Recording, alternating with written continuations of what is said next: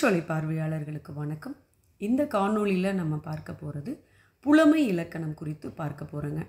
பிஜிடிஆர்பிக்கான புதிய பாடத்திட்டத்தில் அலகு 7ல் புதியதாக இணைக்கப்பட்டுள்ள தலைப்பு தான் புலமை இலக்கணம் அப்படிங்கிற தலைப்புங்க. பழைய பாடத்திட்டத்தில் பார்த்தோம் அப்படின்னா நன்னூல், யாப்பருங்கலக்காரிகை, அகப்பொருள் விளக்கம், புறப்பொருள் வெண்பாமாலை, தொல்காப்பியம் இந்த இலக்கண நூல்கள்லாம் இருந்ததுங்க. அதில் புலமை இலக்கணம் இல்லை. ஆனால் இப்போ புதிய பாடத்திட்டத்தில் புலமை இலக்கணம் இணைச்சிருக்காங்கங்க. இந்த புலமை இலக்கணம் என்பது அறுவகை இலக்கணத்தில் 6வது இலக்கணமாக இருக்கக்கூடியது தாங்க புலமை இலக்கணம். வண்ணச்சரபம் தண்டபாணி சுவாமிகள் அவர்களால் எழுதப்பட்டது தான் இந்த அறுவகை இலக்கணம்ங்க. இவர் திருநெல்வேலியில் பிறந்தவருங்க. 1839 பிறந்தவருங்க. இந்த நூலில் பார்த்தோம் அப்படின்னா பழைய நூல்களில் இருக்கக்கூடிய நூற்பாக்களையோ மாற்றி அமைச்சோ அல்லது அதில் இருக்கக்கூடிய நூற்பாக்களை எடுத்து சில வேறுபாடுகளை மாத்திரம் செஞ்சோ கொடுக்கப்பட்ட நூல் கிடையாதுங்க. இது ஒரு வழி நூல் கிடையாது. எந்த இலக்கண நூல்களில் இருந்தும் ஒரு நூற்பா கூட இந்த நூலில் எடுத்தாளப்படவில்லை என்பது ஒரு தனிச்சிறப்புங்க.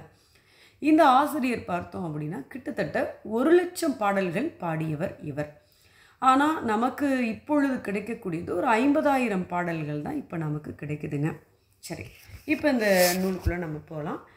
புலமை இலக்கணம் அப்படிங்கிற இந்த நூல் பார்த்தோம் அப்படின்னா, அதாவது இந்த நூலில் அதாவது அறுவகை இலக்கணத்தில் ஒன்று தான் புலமை இலக்கணம். சரிங்க, இந்த புலமை இலக்கணம் அப்படிங்கிற இந்த பகுதி தேற்றியல்பு, தவறியல்பு, மரபியல்பு, செயல்வகை இயல்பு அப்படின்னு 4 உட்பிரிவுகளை கொண்டதுங்க. 144 நூற்பாக்களை கொண்டதுங்க இந்த புலமை இலக்கணம் அப்படிங்கிறதுங்க. சரி, இதில் என்ன சொல்லியிருக்காங்க அப்படிங்கிறத நம்ம பார்க்கலாம்.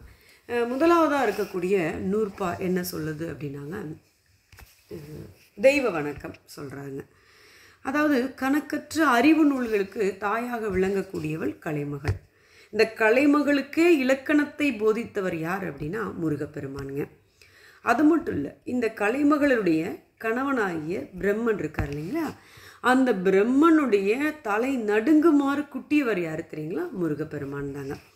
அப்படிப்பட்ட முருகப்பெருமானுடைய திருவடிகளை புகழ்ந்து நான் இந்த புலமை இலக்கணத்தை ஓரளவு சொல்கிறேன் அப்படின்னு ஆசிரியர் ஆரம்பிக்கிறாருங்க.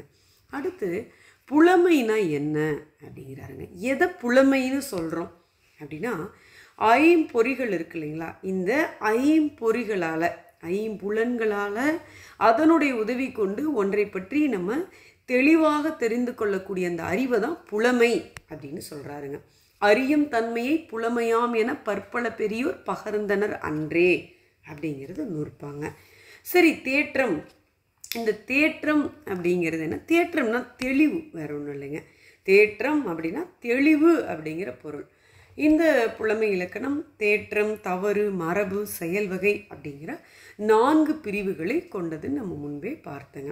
அந்த தேற்ற இயல்பில் முதல் நூற்பாவாக நமக்கு தேற்ற இயல்பில் 31 நூற்பாக்கள் இருக்குதுங்க. தேற்றம் அப்படிங்கிறது ஒருத்தன் புலமை உடையவனாக ஆவதற்குரிய வழி, அதுதான் தேற்றம் அப்படின்னு சொல்கிறாருங்க. சரி, அடுத்து இதில் என்ன முதலாக சொல்லப்படுது அப்படின்னா, ஒரு மாணவனுடைய கடமை அப்படிங்கும் பொழுது அக்கரம் முதற்கொண்டு அணியீறு ஆக பகரும் நூலும் பாவலர் முன்பில் கற்கை நலமென காண்பது கடனே அப்படின்னு சொல்கிறாருங்க. எழுத்து முதலாக அணி ஈராக, எழுத்து, சொல், பொருள், யாப்பு, அணி அப்படின்னு இந்த ஐவகை இலக்கணங்களையும் நல்லா கற்றுக்கொண்டால்தான் ஒரு நல்ல புலமை உடையவனாக ஆக முடியும்.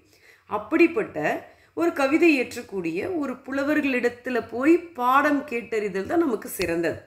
இதை கற்றுக்கொள்ளாதவர்கள்கிட்ட, இதில் புலமை இல்லாதவர்கள்கிட்ட போய் நம்ம ஒரு பாடம் கேட்டதில் சிறந்தது இல்லை அப்படின்னு சொல்கிறாருங்க.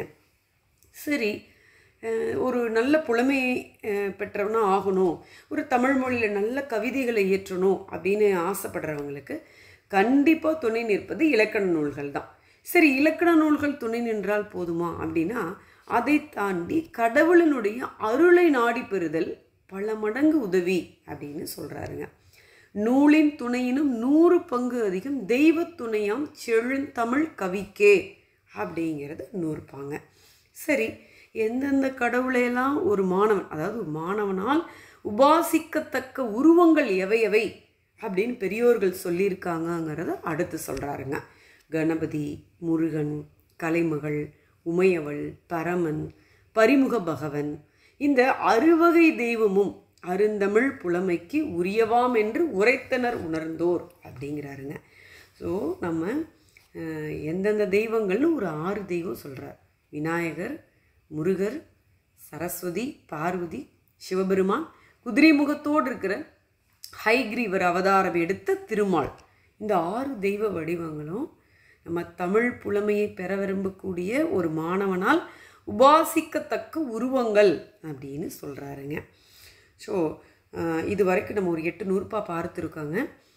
இதில் எந்த கடவுளை முதல்ல வணங்கி ஆரம்பிக்கிறாரு, இந்த நூல் எத்தனை பிரிவுகளாக இருக்குது, எத்தனை நூற்பாக்கள் இருக்குது, புலமைனா என்ன, தேற்றம்னா என்ன, எது கற்கை நலம் அப்படிங்கிறது முதற்கொண்டு, அடுத்தது நூலினை காட்டிலும் 100 பங்கு அதிகம் எதுனா நமக்கு தெய்வம் துணையாக வருவது, ஒரு மாணவனால் வணங்கப்படக்கூடிய தெய்வங்கள் என்னென்ன, அந்த அறுவகை தெய்வங்கள், அதெல்லாம் நம்ம இந்த காணொளியில் பார்த்தோம். தொடர்ந்து பாருங்கள். இந்த புலமை இலக்கணத்தினுடைய அடுத்தடுத்து தொடர்ச்சி நம்ம பார்க்க போகிறோம். நீங்கள் இது ரொம்ப உங்களுக்கு உதவிகரமாக இருக்கும். இதை தொடர்ச்சியாக பாருங்கள்.